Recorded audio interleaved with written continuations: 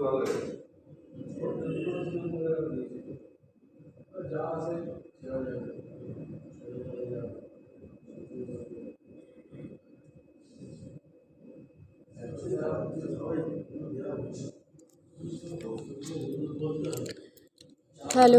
আমি ক্রিয়েশন ব্লগে আবার নতুন কিছু ক্রিয়েটিভ আইডিয়া নিয়ে তোমাদের সাথে শেয়ার করতে চলে এসেছি। তো আজকে আমি যেগুলো শেয়ার করব বেসিক্যালি বার্টেল ওয়ার্কই শেয়ার করব। বার্টেল ওয়ার্ক আমার ভীষণ ভালো লাগে করতে। অন্যান্য ওয়ার্কসও আমি আজকে যেগুলো করেছি সেগুলো তোমাদেরকে দেখাবো, কি কি ওয়ার্ক করেছি আর কি কি ওয়ার্ক হতে পারে সেগুলোও আমি সেই সব আইডিয়াগুলোও আমি তোমাদের সাথে শেয়ার করব। ফার্স্টে যে বটলটা দেখাচ্ছি এটা একটা ওয়াইনের বটল। এটা দেখো শেপটাই অন্যরকম। এইটা আমার বেসিক্যালি করতে লেগেছিল 2.5 মাস, কেন কি না এটার খুব টাফ কাজ ছিল।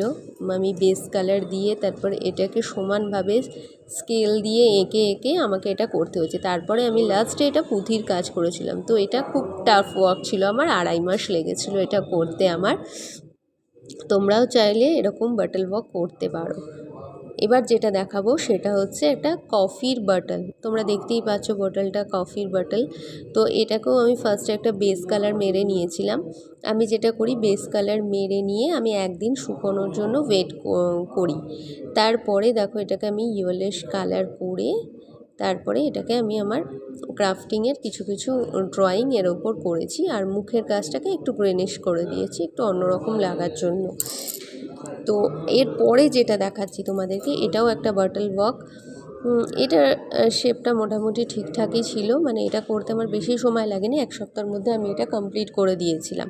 তো এটাকে ফার্স্টে বেস কালার মেরে যেরকম একদিন রাখতে হয় সেরকম রেখেছি। তারপরে এটার যে কালারটা বাটল কালারটা দেখছো সেটা আমার দুটো কালার মিক্স আপ করে এই কালারটা আমি এনেছি। তো বাটলে যদি তোমরা কখনো ফেব্রিক কালার দাও তো সেটার সঙ্গে অবশ্যই ফেভিকল অ্যাড করবে, ঠিক আছে। আর এরপরে দেখো এগুলোতে আমি গ্লাস ওয়ার্ক করেছি। এইটা হচ্ছে একটা দুধের বটল।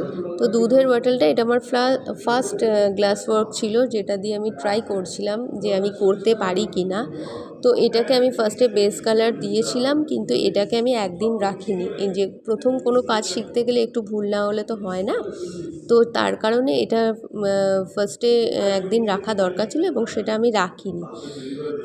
তো সেটাতে যে খুব খারাপ হয়েছে তা না, তবে রাখলে খুব ভালো। যদি একদিন বেস কালার মেলে রাখো তাহলে সেটা খুবই ভালো। এটা দেখো এগুলো সব নিউজ পেপার ওয়ার্ক। এগুলো যা যা যাচ্ছে তোমাদের কাছে এগুলো সব এভরিথিং নিউজ পেপার ওয়ার্ক করা। হ্যাঁ, আর এইটা হচ্ছে পুতুলের ওপর করেছি গ্লিটার ওয়ার্ক। আর এটা আমার গোপালের সিংহাসন, এটাও আমি গ্লিটার ওয়ার্ক করেছি। এটাতে আমার একটা ডল ছিল, সেটাকে আমি গ্লিটার পেপার দিয়ে ড্রেস করেছি ডলের ওপরে। যে আর এর নাম আমি ডলটার নাম রেখেছি মিস ইন্ডিয়া। এটা আমার ফেভারিট ডল, এটা আমার ঘরেই থাকে সব সময়। এরপর যেটা দেখাচ্ছি এটা হচ্ছে ফুলের তোড়া। ফুলের তোড়াগুলো যখন ফুলগুলো সে মানে খারাপ হয়ে গেল, তারপরে আমি এই ফুলের তোড়ার কাঠামোটা রেখে দিয়েছিলাম। তো এটা দিয়ে আমি একটা গণেশের সিংহাসন বানিয়েছি। তো বন্ধুরা তোমরা দেখে বলবে যে কীরকম লাগছে এগুলো, ইনোভেটিভ আইডিয়াও বলো।